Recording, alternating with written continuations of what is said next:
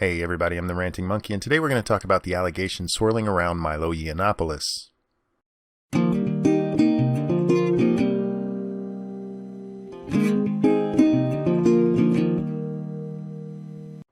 I just finished a stream with some dumb American and Gutenberg from Wrecked Social Justice Warrior videos and a few others who came in a bit later on. I will not be making that stream public as the discussion will be far too easy to cut up and present completely out of context. Instead, I'm just going to read a comment I left on Jeff Holliday's video about this topic. Before we get into that, for anyone who didn't watch Jeff's video or hasn't been following this, Milo Yiannopoulos is under fire for supposedly promoting pedophilia and protecting pedophiles. This all stems from things he said on a Drunken Peasant podcast as well as something he said on a Joe Rogan podcast. On the Drunken Peasants podcast, Milo did get into a discussion about what exactly a pedophile is. I hate splitting hairs about pedos, but Milo is correct in saying pedos like prepubescent children, generally under the age of 13. This has been used to suggest Milo thinks it's okay to have sex with 13-year-olds, which is not what he was saying. We know this because he also says in the podcast that he thinks the age of consent laws are just about right. On the Rogan podcast, Milo talks about a priest with whom he had sexual relations. Rogan tries to nail down Milo's age when this happened and kept repeating the number 14. Milo never confirmed this. He said it was around that age. I bring this up only because so many people are repeating it incorrectly. Rogan said 14, not Milo. Milo also said he'd been at a party in Hollywood where men were having sex with, quote, very young boys. He never gave an age for the boys. For a lot of people, including Jeff Holiday, this is where the real problem comes in.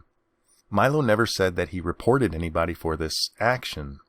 He also refused to name the priest that was involved in the earlier incident. I'm not going to play those clips. I will link to Jeff Holliday's video, which goes over the Rogan clip.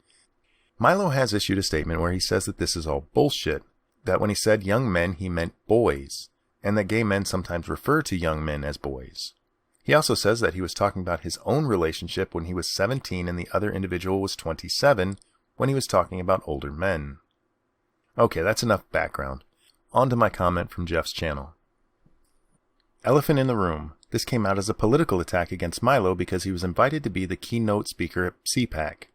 Glenn Beck and the guy behind releasing this story, sorry I forgot his name, hate Trump and anyone who supported him. This was a politically motivated attack. That said, I'm torn on this. I was technically 14 when I lost my virginity to an adult female.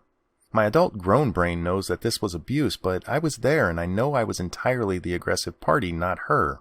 If I found out this happened to my son, I'd be pissed and seeking legal action. But having lived through it, I don't think anything should happen to the woman in my situation. For the record, she was a virgin also.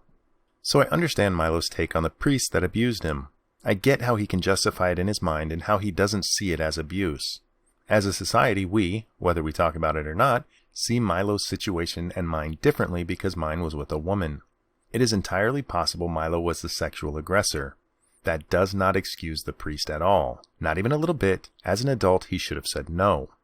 I was absolutely the sexual aggressor. I know this. I was there. I have no doubts about it.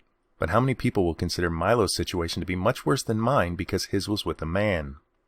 As for the party, I have to go back to my experience. If I was a 14-year-old boy and I was invited to a party where I was almost guaranteed to have sex with a 30-year-old woman, I'd have been there so fast my clothes would have melted off due to wind friction. If I were 20 or so and heard of such a party, I'd likely have been jealous of the lucky boys who got to go. Now I find the concept morally repugnant.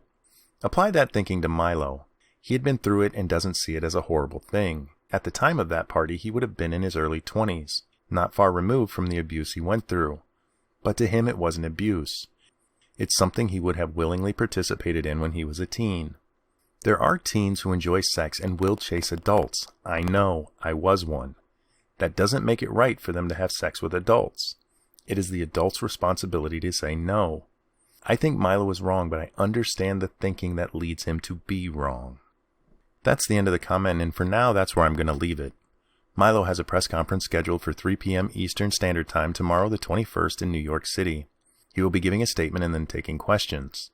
My opinion on all of this is subject to change as more details become available. That's going to wrap up this one, guys. I'm the Ranting Monkey, and I will see you next time.